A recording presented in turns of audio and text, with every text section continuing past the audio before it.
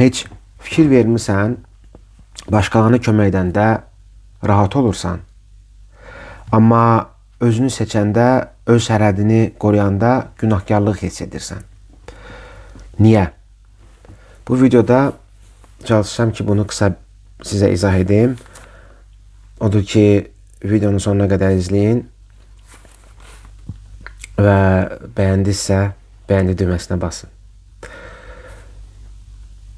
Səbəbi uşaqlıq proqramımızdadır. Bizə uşaqlıqdan öyrədiblər ki, yox demə, hamını razı sal, narahatlıq yaratma, özünü axıra sal və bunun kimi proqramlar bizi böyüyəndə, böyük həyatımızda maneələr yaratmağa başlayır. Özümüzü qoruya bilmirik, sərhəd qoya bilmirik. Bu, hər dəfə mən videolarımda özümdən misal gətirirəm. Bu mənim üçün böyük bir problem olub. Yox deyə bilməmişəm, sərhəd qoymamışam. Dırnaq arası yaxşı oğlan obrazı olub məndə. Başqaları nə deyər, belə olmalıyam falan bəşməkən. Sonra mən başladım, özümü araşdırdım və başa düşdüm ki, bu mənim şuur altımda artıq bir növ yazılıb, möhürlənib və mən avtomatik olaraq düşünmədən belə bu proqramları icra edirəm. Və sonra özümü araşdırandan sonra anladım ki,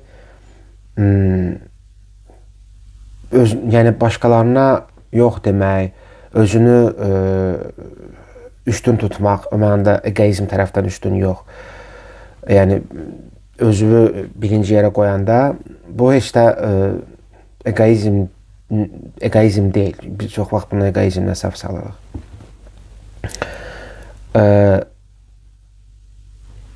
Və buna görə də içimdə günahkarlıq hissi artıq yaranmır. Normal şəkildə yox deyə bilirəm. İzah vermədən belə.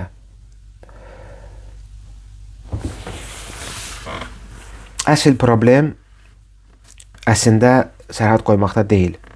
Problem odur ki, sən özün uzun müddət öz ehtiyacları görməmisən. Və indi də özünü seçmək qəribə gəlir. Uzun müddət sən öz istəklərini görməyəndə, başqalarının istəklərini üstün tutanda, nə bilin, dostumdur, qardaşımdır, bacımdır, sərhəd qoya bilməyəndə başa düşürsən ki, mən çox sanki fədakaram. Təbii ki, bu fədakarlıq bir yerə qədərdir.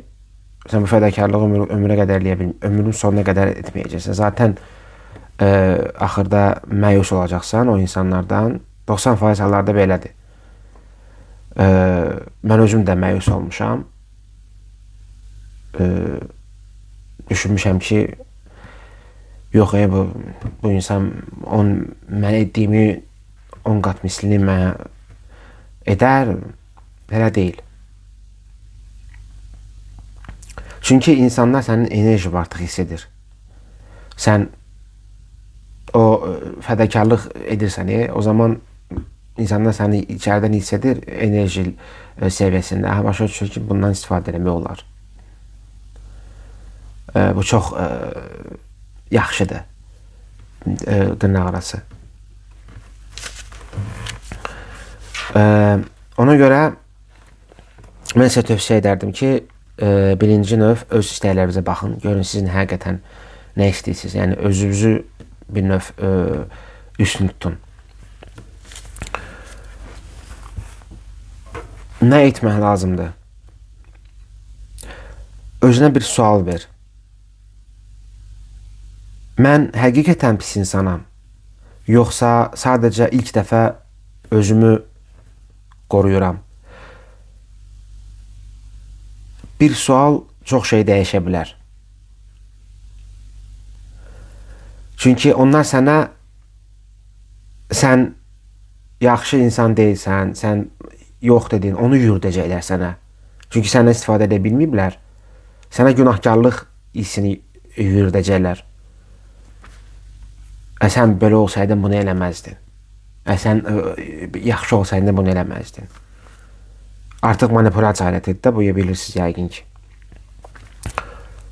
Və artıq sən bir növ həqiqətən özünə sual verəcəksən ki, gərək yox, mən düzgün eləmədim, gərək mən belə sərt olmazdım, gərək mən. Burada tələ var, tələ buradadır. Sən artıq o fikrin beynimə gəlirsə, o artıq tələdir. Nəyə tələdir? Deməli, o səni qarşındakı insan səni manipulasiya edə bildi ki, sən özünü günahkar hiss edirsən. Çünki günahkarlıq hissi özü bir manipulasiya alətidir. Və həm də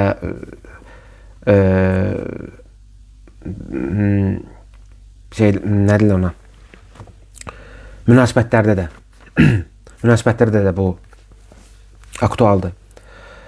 Ona görə də özü heç vaxt günahkar hesab eləmə. Yox dediyinə görə. Nəticə, yaxşı insan olmaq o demək deyil ki, hamı səndən istifadə etsin. Hörmət əvvəlcə səndən başlayır. Əgər sən öz sərhədlərinə hörmət etmirsənsə, başqalar da etməyəcək. Başqalar bunu hiss edəcək. Və sən bir növ eyni yolu belə fırlana qalacaqsan. Yəni, eyni səhv edəcəksən bu səhvi. Və hətta qarşıva elə insanlara çıxaracaq. Yəni, o enerjiyə, frekansıva uyğun.